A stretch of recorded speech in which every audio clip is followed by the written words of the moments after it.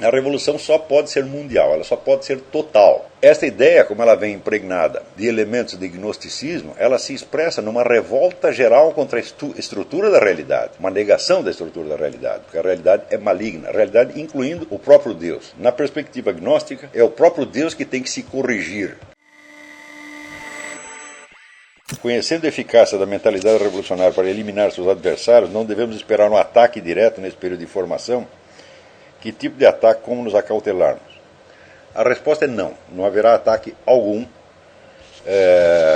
Iniciativas como a nossa podem, às vezes, ser boicotadas, pode aparecer um hacker para amolar, para criar problema, mas não vai passar disso em hipótese alguma. Mesmo porque nós não temos nenhuma atuação pública de tipo político e nenhuma militância. Tá certo? Porém, há algumas coisas que eu deveria advertir quanto a isto. Em primeiro lugar, o tipo de atuação intelectual que eu espero dos alunos desse curso não é uma coisa que se limita à situação brasileira. Em primeiro lugar, porque talvez a situação brasileira se complique de tal maneira e o Brasil chegue a um ponto de, vamos dizer, de degradação, onde não seja possível tirá-lo com menos de meio século, ou 6 décadas, ou 7 décadas, talvez mais do que isso. Se isto acontecer, então vocês têm que estar preparados para desempenhar as suas atividades no exterior. Isso não deixa de ser muito bom, porque a área de ocupação da mentalidade revolucionária é o universo inteiro, no fim das contas, né? Se fosse apenas um fenômeno local brasileiro, nós poderíamos simplesmente mudar de país e esquecer tudo e deixar que um país vá para o brejo enquanto os outros continuam num caminho normal, mas isso realmente não é possível.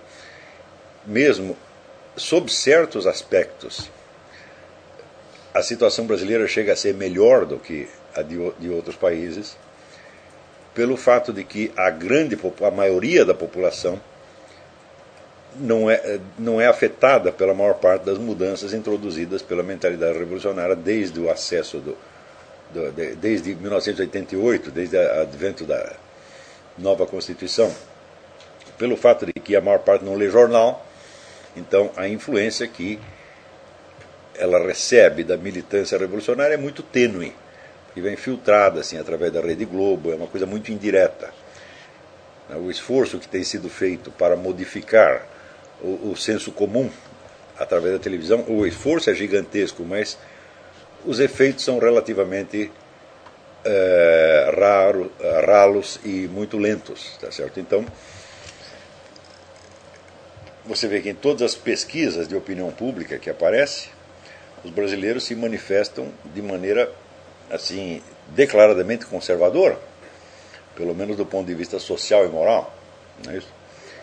É claro que esse conservadorismo não tem expressão política, porque não há partidos políticos conservadores e só há candidatos de esquerda, então o sujeito, por mais conservador que seja, acaba votando um candidato de esquerda que lhe parece conservador quando o discurso do cidadão coincide com o conservadorismo popular em um ponto ou outro. Por exemplo, o sujeito aí temos a dona Marina, ela é contra o aborto, então já parece, né, conservadora sob certo aspecto. Até o Lula pode parecer conservador num certo momento e visto sob certo ângulo, né?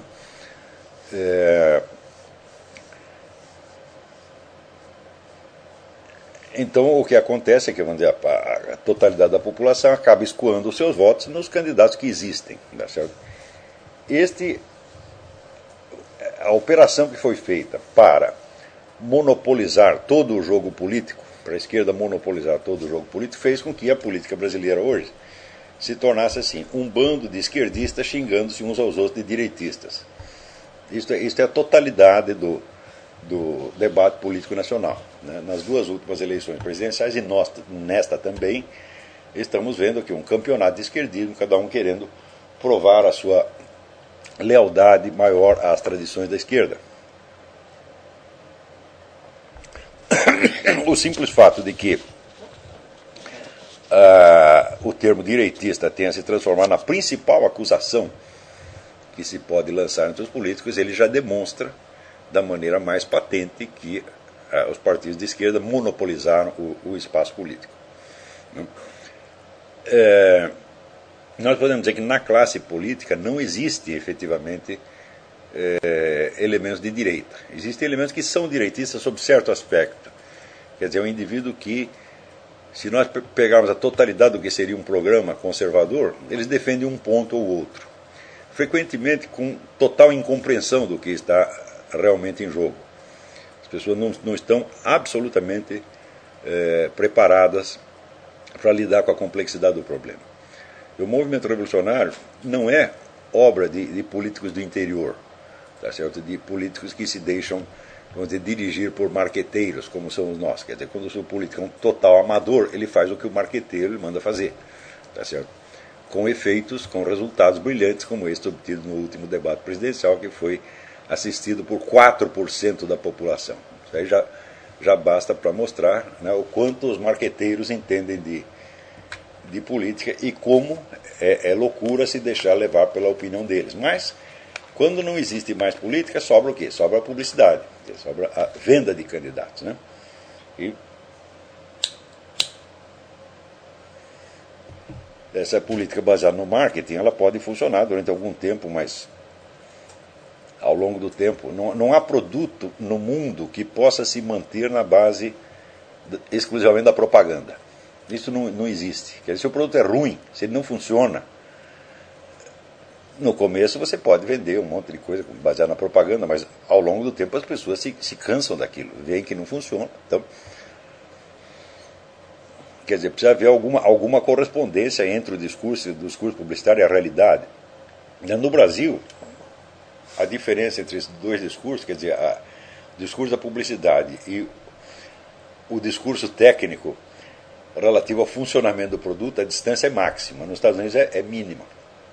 Tá certo? Quer dizer, o sujeito, se um produto promete alguma coisa e não faz, ele realmente cai no mercado com uma velocidade impressionante. Agora, no Brasil, não, leva muito mais tempo, né?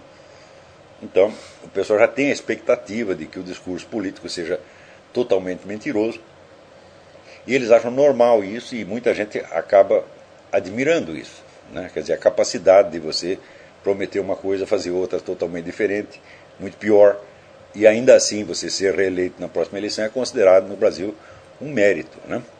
Então, não se espera realmente que um político ofereça um programa objetivo e o cumpra. Ninguém espera isso no Brasil, tá certo?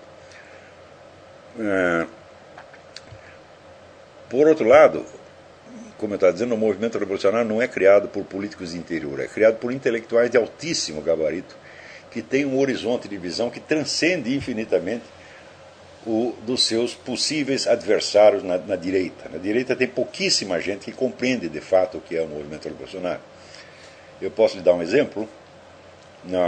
Quando houve aí a votação, o negócio da lei anti-homofóbica, então apareceu lá o senador, Paes de Lira, protestando contra aquilo, e os argumentos dele é o seguinte: não, esta lei, aí sim ela vai provocar discriminação, ela vai ter este ou aquele efeito maléfico, etc, etc. O que era todo um raciocínio baseado na premissa de que o objetivo da lei era efetivamente proteger homossexuais contra ataques, etc, etc. Quer dizer, ele aceita como real o pretexto oferecido pelo outro lado, em vez de ele analisar as coisas como são.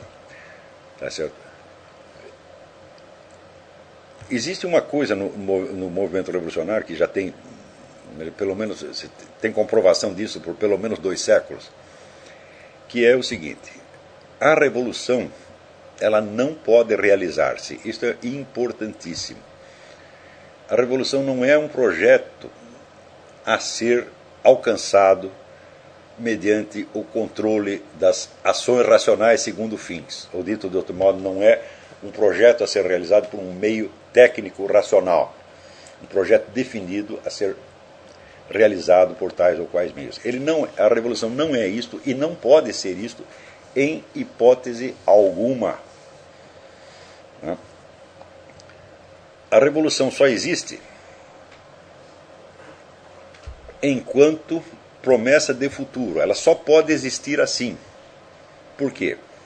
Se ela for um projeto definido a ser alcançado por meios racionalmente controláveis, então ela tem que terminar. No instante em que ela termina, então não há mais revolução, então ela pode passar a ser julgada segundo os seus feitos, os seus atos. Tá certo? E, evidentemente, esses atos, no momento em que forem julgados, podem ser condenados, tá certo? Ou rejeitados, e isso então terá que ocasionar uma nova revolução e assim por diante. Então a revolução se concebe a si mesma como um projeto universal. Não há nenhum projeto revolucionário no mundo que tem o seu escopo, o seu objetivo limitado a um país ou a uma época. Nenhum.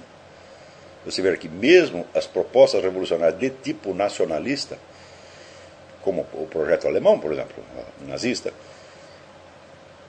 né, ele era um projeto alemão pelo seu conteúdo ideológico, né, com a proclamação da superioridade da raça alemã, etc. Mas qual era vamos dizer, o horizonte de realização dessa revolução? O horizonte era mundial. Então, a revolução só pode ser mundial, ela só pode ser total. Se ela só pode ser total, isso significa que nenhuma revolução em particular realiza a revolução, realiza a ideia da revolução. Então, esta ideia, como ela vem impregnada de elementos de gnosticismo, ela se expressa numa revolta geral contra a estrutura da realidade, uma negação da estrutura da realidade, porque a realidade é maligna, a realidade incluindo o próprio Deus. Na perspectiva gnóstica, é o próprio Deus que tem que se corrigir, ele tem que se transmutar para ele se reintegrar na sua própria natureza pura, tá certo? Porque ele cometeu um grande pecado ao criar um mundo, então ele tem que, vamos dizer, se redimir deste pecado mediante uma transformação de si mesmo. Então, se a transformação deve abranger o todo, tá certo? Então, note bem, não há como, dentro do todo, você conceber um outro todo que possa ser, então, a medida da realidade boa a ser alcançada. Quer dizer, se todo o universo está condenado, tá certo? E todo ele tem que ser transmutado, não existe um outro universo que possa servir de parâmetro. Então a revolução se autoconcebe como um processo total de autotransformação da totalidade do real. E isto, por definição, não tem limite. É claro que isto aqui que eu estou explicando, por exemplo, para os críticos, analistas de tipo liberal, que estudaram economia ou coisa assim, é inconcebível. Tá certo? Eles não chegam a entender isto aqui. Tá certo?